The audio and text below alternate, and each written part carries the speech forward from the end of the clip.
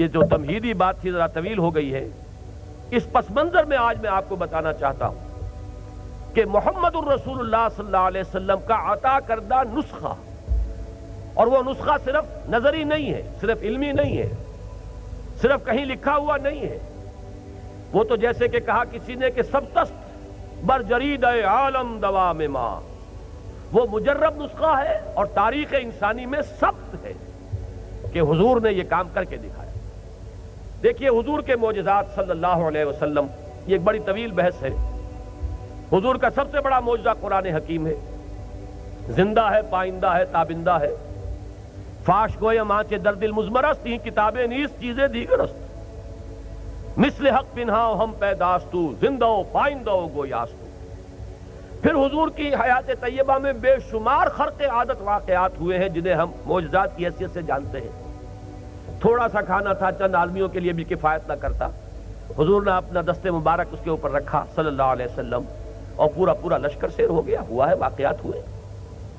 لیکن میرے نزدیک جو اس دور میں سب سے زیادہ نمایاں کر کے پیش کیا جانا چاہیے حضور کا زندہ معجزہ، وہ یہ ہے کہ کل 20 برس کی مدت میں ایک قوم کی کایا پلٹ کر رکھ دی، ایک مکمل انقلاب برپا کر دیا.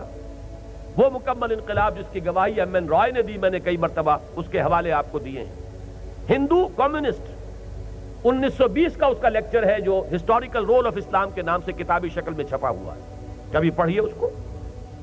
پھر اس صدی میں اس کے اواخر میں آ کر ڈاکٹر مائیکل ہارٹ 300 کا مصنف، اس کی گواہی پڑھیے.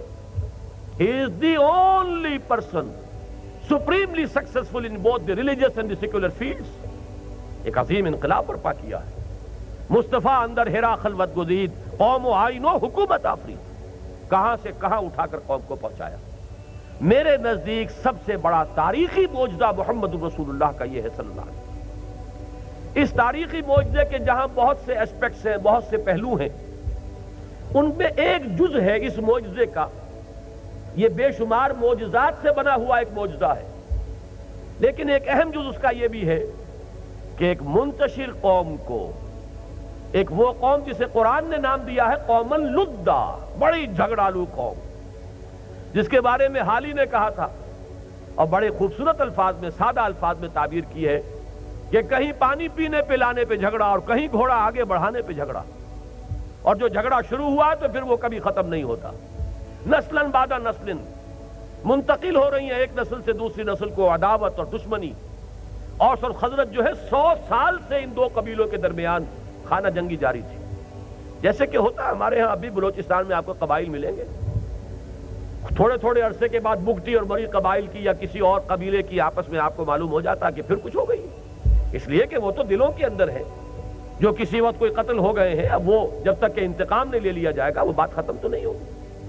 یہ دونوں قبیلے ختم ہونے کو آ گئے تھے. اس درجے 100 برس تک ان کے مابین مخاصمت اور باہم قتل اور غارت گری کا میدان چلتا. پورے عرب میں کہیں امن نہیں، کہیں چین نہیں. لے دے کے صرف مسجد حرام من دخلہ کان آمنا، یہ بھی ایک معجزہ تھا اللہ کا کہ جو یہاں داخل ہو جائے گا امن میں ہوگا. حرم کی سرزمین میں امن تھا، اور انہی کی وجہ سے، ان کے حرم کے متولی ہونے کی وجہ سے قریش کو امن حاصل تھا. باقی کسی کے لیے امن نہیں. وہ 4 مہینے اگر اشہر حرم ان کے ہاں نہ ہوتے تو پورے جزیرہ نما عرب میں ایک انسان زندہ نہ بچ سکتا. وہ تو 4 مہینے ان کی مذہبی روایت یہ تھی کہ 8 مہینے لڑو، البتہ 4 مہینے جو ہے یہ اشہر حرم میں لڑائی نہیں ہے. تب وہ زندگی وہاں پاسبل تھی، وہاں زندہ رہنا ممکن تھا، ورنہ نہ ہوتا. اس قوم کو جو بنیان مرصوص بنایا، اس قوم کو جو متحد کیا ہے، جس طرح ان کے دلوں کو جوڑا ہے، جس طریقے سے ان میں نظم پیدا کیا ہے، اس درجے کا نظم کہ اور خیر جنگ کے اندر تو ہوتا ہی ہے کہ صف بندی بھی ہو اور کوئی کمانڈر ہے اور کوئی سپہ سالار ہے اور کوئی مختلف جو جتھے ہیں، میمنہ ہے، میسرہ ہے، اس کا کوئی سپہ سالار ہے. وہاں تو ڈسپلن ہوتا ہے. لیکن عبادت جیسی چیز میں یہ ڈسپلن جو آپ کو نماز میں نظر آتا ہے، ایک امام اور پیچھے صفے باندھے ہوئے، اور اس کی ایک آواز کی حرکت جو ہے جیسے کہ پریڈ ہو رہی ہو، وہ کوشن آ رہا ہے اور اس کے بعد حرکت ہو رہی ہے.